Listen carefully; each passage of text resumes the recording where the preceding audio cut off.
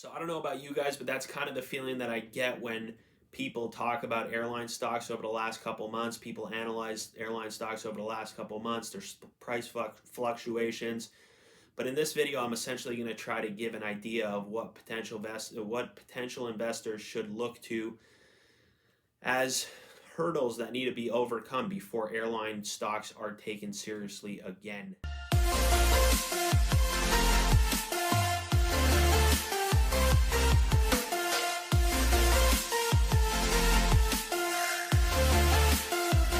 Airlines have been some of the biggest losers during the pandemic. Obviously, this is a result of the lockdowns, the fact that literally no one was traveling, and businesses tend to make their money off company travel. Companies were shut, businesses were shut. So the latest report is that their traffic fell to a 5-decade low and by 75% from the same time last year. Very unfortunate for airlines. Airline stocks predictably tanked in March by roughly 50%. You can see Jets over here, an ETF that includes all the various airlines. It tanked from $30 in January to around $12 in March when the stay-at-home orders were originally announced. So we're now 9 months later. The airlines have yet to really recover, still being smashed on many fronts. By the way, I'm not talking necessarily about the stock prices of the airlines, because since March, the reality is airline stocks have almost unanimously made headway to the upside, not as much as other stocks or other sectors, but they have made headway. So their gains were, however, fueled by hopes that everything will eventually open up and people will start to travel again. So let's give an example. So recent news of multiple vaccines being developed and distributed sent these airline stocks soaring. Jets, for example, in the last month moved from $17 to $22. And actually this morning, the UK issued emergency approval of the Pfizer and BioNTech vaccines for emergency use, which they claim they can begin distribution next week. So I guess at this point, many investors are wondering whether airlines are back in play. It seems that we hear that question pretty often these days, but let's discuss it.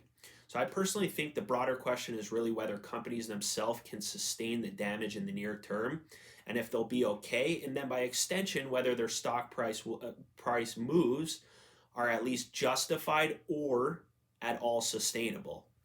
So in this video, I don't want to talk about long-term trends. I don't think that discussing long-term trends or speculating is productive and for sure even knowable. But in the short term, I guess the question that I want to try to answer is, what can we expect from the airline industry, and what generally should investors know about how they can manage their companies in the short term, and whether they can manage their companies in the short term, what they're up against. So I believe that there are a few primary obstacles that the industry has to really hurdle before they can fully recover and be seen as a sound investment for the future. So first of all, coronavirus is still a thing. As of yesterday, there are roughly 200,000 cases in the US, 2,000 deaths. And also bear in mind that this is not a new trend. This has been going on for a good amount of time. So for the time being, things are likely to continue to shut down instead of open. For sure, things will continue to stay closed, that were closed. And at the very least, it's safe to say that people are not going to be running around the globe traveling. And the numbers bear that out, and we'll talk about that soon in terms of the demand. So the second thing that these airlines have to overcome, unfortunately, and which actually affects the employees, is the lack of stimulus bill. So we discuss, in March, the travel industry was hit very hard. In order to survive, they required a large sum of money from the federal government, which they did receive. On March 27, they received the money from the CARES Act. Specifically, they received $25 billion in payroll support to help pay their employees while they were out of work, and another $25 billion in low-interest federal loans. The problem is that since then, it's been 250 days and nothing. No new stimulus. Congress is at a deadlock. Nancy Pelosi, Chuck Schumer are fighting with the Republicans, with Mitch McConnell, and it doesn't seem in the future that something soon will be passed. It's a problem. The problem is that it affects the workers. So the workers received financial support through the CARES Act and stayed on the payroll because of the $25 billion, as we discussed. But these benefits expired on September 30th. So since then, they're kind of holding the bag. So unfortunately, this obviously affects hundreds of thousands of hardworking, tax-paying employees who are now struggling to make ends meet. So United Airlines warned that if not bailed out, they could furlough as many as 36,000 employees. American Airlines said that it could furlough 20,000. Delta announced that it could furlough 2,600 pilots. So all of this is to suggest that Congress really must act soon, or there will be hell to pay for these airlines. So the other issue is demand in the industry. So this Thanksgiving, airline bookings were down 60% from a year ago. Black Friday, when most people buy, because airlines have great sales, people didn't buy as much this year. So the demand thing is an issue for these airlines because, yeah, they could be flying. There's also reports that almost every flight was at an average of half capacity in the last couple months. So that's a big problem. So the third issue is the vaccine. So here's the thing.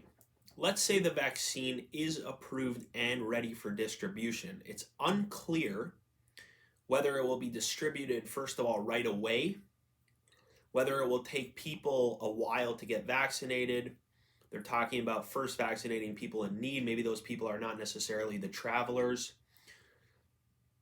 So in addition, there's also a recent article on PewResearchCenter.com, which essentially says that only 50% of people now, or 51% of people, are willing to take the vaccine. Only 20% of people are definitely going to take it. Bear in mind, this is down from a few months ago when 75 or 72% of people were interested in taking it at least. So that's a problem. That means that 49% of people are not going to take the vaccine. So what changes? Nothing really changes if that's the case. Maybe people will start, maybe that will change. In other words, maybe people will start taking the vaccine, and then, the people who are skeptical initially will see that it doesn't do anything but good for the people who took it, and so they'll cave and they'll take it anyway. But at least at this point, the research does bear out the reality that people are really afraid to take this vaccine. At least 50% of people, or 49% of people. So that's an issue. Anyway, the point is that before you invest in airlines, before you think about it, as long as you're not interested in a short-term trade, if you're interested in an actual investment for the future, if you want to make sure that your money is safe and not just speculating and hoping to make the big bucks at one point and taking a lot of risk, then you have to do more research, but you at least have to take these points into account and make sure that your money is safe. Bear in mind that Warren Buffett took all his money sold all his airline stocks. And that was his big investment at the beginning of the pandemic. And that was big news. But he just didn't feel that during this pandemic that travel would resume, or that companies would figure out their shit quick enough. So he sold all of his stock. So maybe a short-term trade, maybe you're a risky person, fine, but do your research. Take these points into account. Determine your level of risk that you're willing to take.